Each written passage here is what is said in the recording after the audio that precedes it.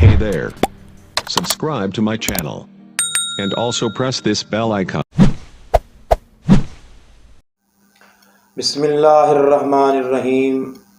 मुअज़्ज़ज़ व मोहतरम नाज़रीन व सामिन हज़रात, अस्सलामु अलैकुम व रहमतुल्लाह।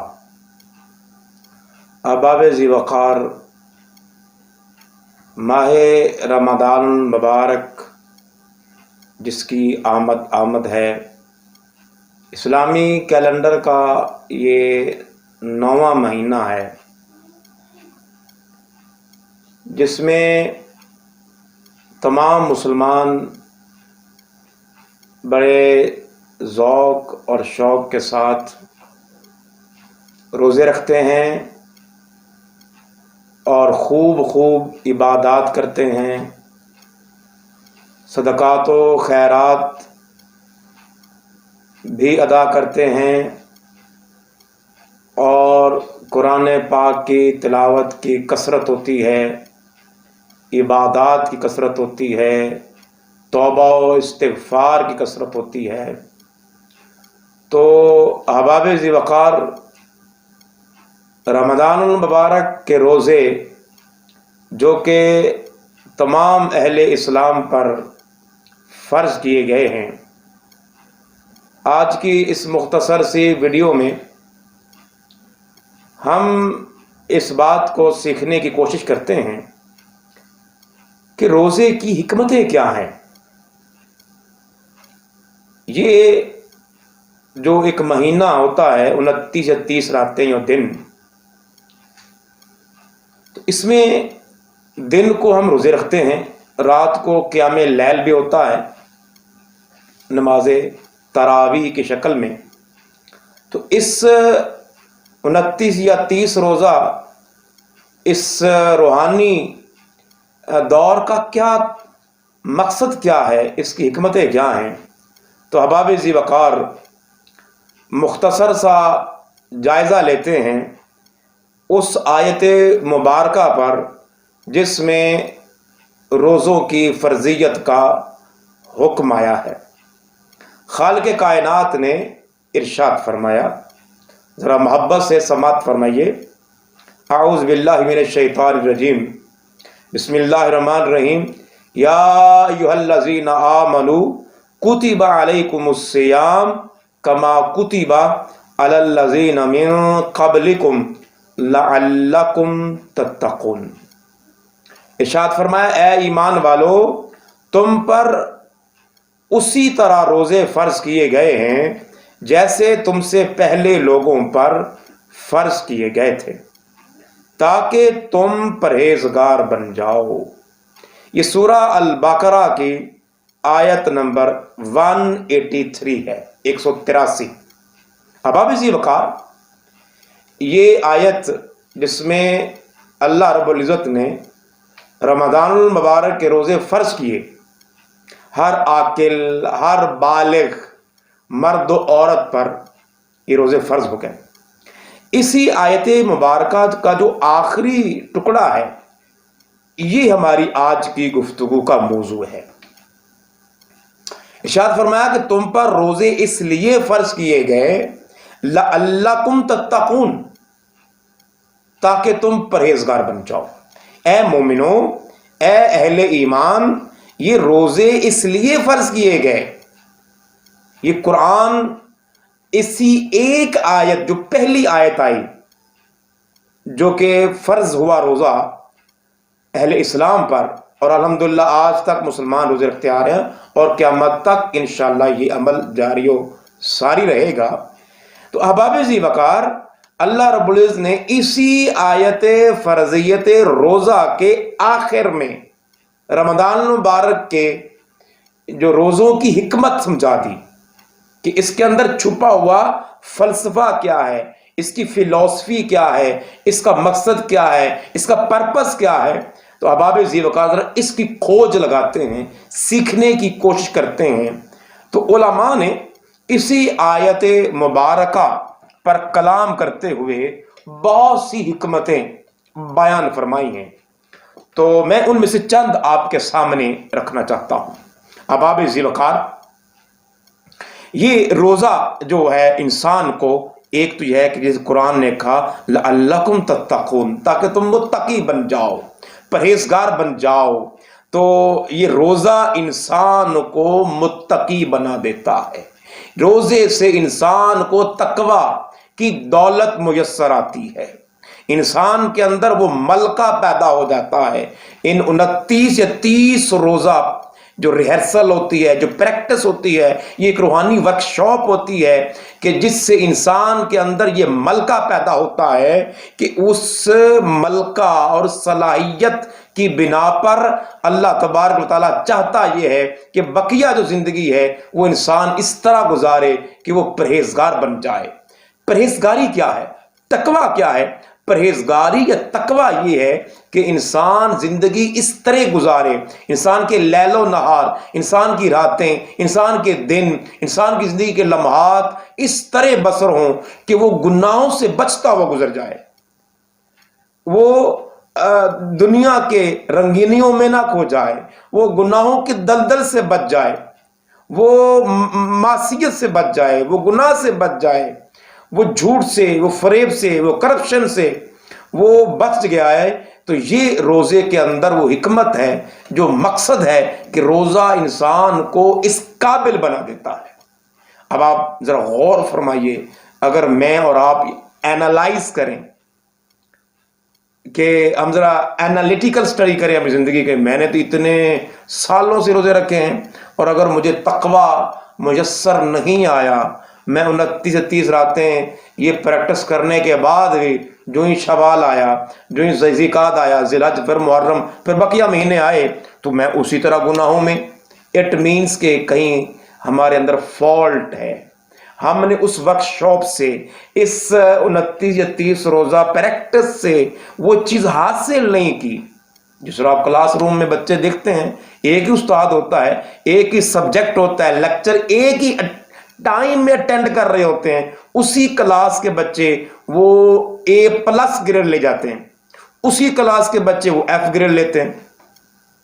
تو اب فالٹ ٹیچر کا نہیں، کلاس ہوئی، لیکچر ڈیلیور ہوا، مگر جس کا دامن وہ طلب والا تھا، سیکھنے کی نیت سے آئے تھے، لرننگ ایٹیٹیوڈ کے ساتھ بیٹھے تھے، وہ لرن کر گئے۔ تو احباب ذی وقار، روزے تو ہر سال آتے ہیں اور آتے رہیں گے جب تک ہم زندہ ہیں، تو کیوں نہ ہم اس طرح روزوں کو گزاریں کہ ہمیں تقوی لینا ہے، ہم طلب صادق کے ساتھ روزوں کو گزاریں کہ ہمارے اندر وہ تقوی، وہ پرہیزگاری کا ملکہ پیدا ہو جائے۔ احباب ذی وقار، یہ حکمت نمبر 1 تھی۔ دوسری حکمت یہ ہے، دوسرا مقصد یہ ہے، روزے کے مقاصد میں سے دوسرا مقصد ہے تربیت صبر و شکر، کہ یہ انسان کے اندر ایک ملکہ پیدا کرتا ہے کہ انسان کے اندر صبر اور شکر پیدا ہوتا ہے، اور یہ پیدا کرنا ہے ہم نے اس نیت کے ساتھ، اس پریکٹس کے ساتھ ہم نے یہ روزے رکھنے ہیں کہ ہمارے اندر وہ چیز پیدا ہو جائے۔ یہ چیز جس طرح سیکھنے سے کوئی چیز آپ کے اندر وہ ملکہ پیدا ہوتا ہے، وہ ایک صلاحیت پیدا ہوتی ہے، تو اسی طرح ہم نے روزوں کے اندر یہ چیز حاصل کرنی ہے کہ ہم ان 29 یا 30 روزہ پریکٹس کے ساتھ، اتنے کہتے ہیں نا practice makes a man perfect, تو ہمارے اندر یہ اتنی پرفیکشن آ جانی چاہیے کہ بقیہ 11 مہینے اور بقیہ سال کے 11 مہینے اور بقیہ جو زندگی ہے اس میں ہمارے اندر اللہ نہ کرے کوئی مصیبت آن پڑے، کوئی دکھ آ جائے۔ جس طرح ہم پورا دن گرمیوں میں اور سردیوں میں جو ہے کبھی 10 گھنٹے 12 گھنٹے کا روزہ ہوتا ہے، کبھی 14 گھنٹے کا روزہ ہوتا ہے، کبھی 13 گھنٹے کا روزہ ہوتا ہے، تو یہ ہمارے اندر ایک ملکہ پیدا، ہم بھوک، شدت، گرمی، اس روزے کے ساتھ ہم کبھی سفر کرتے ہیں، کبھی آفس جا رہے ہیں، کبھی آ رہے ہیں، کبھی گھر کے اندر خواتین کام کر رہی ہیں، صفائی کر رہی ہیں، کچن میں کام کر رہی ہیں، اپنی ساری زندگی کے وہ جو کام بھی نمٹا رہے ہوتے ہیں۔ تو جس طرح ہم اس 29 یا 30 روزہ اوقات میں یہ ہم صبر اور شکر کے ساتھ روزے گزارتے ہیں، کاش ہمارے اندر یہ ایک مستقل ملکہ پیدا ہو جائے کہ جیسے ہم جب واپس آتے ہیں آفس سے، گھر سے، کالج سے آتے ہیں، اگر لنچ نہیں بنا ہوا تو ہم بہت ہائپر ہو جاتے ہیں اور بے صبری کا مظاہرہ کرتے ہیں. تو کاش ہم اس وقت یہ صبر کے ساتھ جو ہے وہ پیش آئیں اور حالات کا سامنا کریں. تو احباب ذی وقار، دوسرا مقصد یہ تھا کہ ہمارے اندر صبر اور شکر کا ملکہ پیدا ہو جائے. احباب ذی وقار، یہ تیسرا جو مقصد ہے روزے کا، اور روزے کی جو حکمت ہے، جو اللہ تبارک و تعالی ہر مومن کے اندر وہ چاہتا ہے کہ پیدا ہو جائے، وہ جذبہ ایثار ہے کہ ہم اس طرح روزے رکھیں، ہم اس طرح یہ دن کو اور رات کو بسر کریں کہ ہمارے اندر یہ ایثار کا جذبہ پیدا ہو جائے. کہ اگر ہمارے اندر وہ چیز پیدا ہو جائے کہ جس طرح ہم عید سے پہلے یہ واجب ہے ہم پر صدقہ فطر ادا کرنا، کہ نماز عید سے پہلے ہر بالغ پر، صاحب استطاعت پر یہ لازم ہے کہ وہ صدقہ فطر ادا کرے. اسی کیا ہے، اسی مہینے میں لوگ زکوٰۃ ادا کرتے ہیں، صدقات کرتے ہیں. پھر بہت سی احادیث کے اندر یہ ترغیب دلائی گئی ہے کہ آپ روزہ افطار کروائیں. فرمایا اگر آپ کے پاس کوئی زیادہ افطاری کے لیے اسباب نہیں ہے تو فرمایا ایک کھجور کے ساتھ ہی افطار کروا دیا ہے. فرمایا اگر اس کی بھی استطاعت نہیں تو ایک سادہ پانی جو ایک کپ دے دیا جائے، ایک گلاس سے افطار کر دیا جائے تو اس کا بھی اجر و ثواب ہے. احباب ذی وقار، یہ رمضان المبارک ہر مومن کے اندر یہ ملکہ پیدا کرنا چاہتا ہے، یہ جذبہ ایثار پیدا کرنا چاہتا ہے. اور اس لیے علامہ اقبال بھی کہتے ہیں، روح چوں رفت از صلاۃ و از صیام، فرد ناہموار ملت بے امام. آج ہم روزوں کو بس ایسے روٹین میں اپنی جو ایک روایت بنا کر گزار دیتے ہیں، ان حکمتوں کو ہم سمجھنے کی کوشش نہیں کرتے. علامہ اقبال فرماتے ہیں کہ آج نماز اور روزہ وہ بے روح ہو چکے ہیں، سول لیس ہو گئے ہیں. اس کے اندر جو سپیرٹ ہے روزے کی، جو حکمت ہمیں سکھانا چاہتا ہے، وہ ہم حاصل نہیں کرنا چاہتے. تو احباب ذی وقار، چوتھی جو حکمت ہے اور مقصد وہ یہ ہے کہ تزکیہ نفس، کہ ہم اتنا اپنے آپ کے جو نفس کے اندر جو قدورتیں ہیں، جو لغزشیں ہیں، جو علائشیں ہیں، جو برائیاں ہیں، اس کو نفس امارہ کہا جاتا ہے، جو انسان کو برائی کی دعوت دیتا ہے. تو آئیے میرے دوستوں، بزرگوں، ہم اس روزے کو اس طرح گزاریں کہ ہم اپنے نفس کے اندر ان ساری برائیوں کو کچل ڈالیں، اپنی بھوک سے، اپنے صبر سے، اپنے شکر سے، آنکھ کے روزے کے ساتھ، کان کے روزے کے ساتھ اور حیا کے ساتھ، صبر کے ساتھ اس نفس کی علائشوں کو اتنا کچل دیں 29 سے 30 دنوں میں کہ اس کے اندر وہ ساری قدورتیں اتر جائیں. یہ جو ہے یہ رمضان المبارک وہ دھوبی گھاٹ کی مانند ہے. جیسے دھوبی جو ہے کپڑے دھوتا ہے، خواتین مشین لگا کے کپڑے دھوتی تو کپڑے کے بعد جب باہر نکالتی مشین سے تو وہ صاف ہو جاتا ہے. احباب ذی وقار، یہ 29 دن یہ وہ ایک دھوبی گھاٹ ہے کہ اس کے اندر ہم اگر اپنی جو نفس امارہ کو اس طرح داخل کریں ان 29 دنوں میں کہ جب روزہ ختم ہو، رمضان المبارک رفت ہو جائے، جانے لگے، شوال یکم عید آئے تو ہماری روح وہ ہے جو سیکل ہو جائے، ہمارا نفس بھی جو ہے وہ پاک صاف ہو جائے. احباب ذی وقار، آخری جو آج کی نشست کی بات ہے اور رمضان المبارک کے روزوں کی حکمت جو ہے، جو مقصد نمبر 5 ہے، وہ رضائے خدا بندی کا اصول ہے. ہر عبادت کا مقصد دراصل وہ اللہ کی رضا ہے.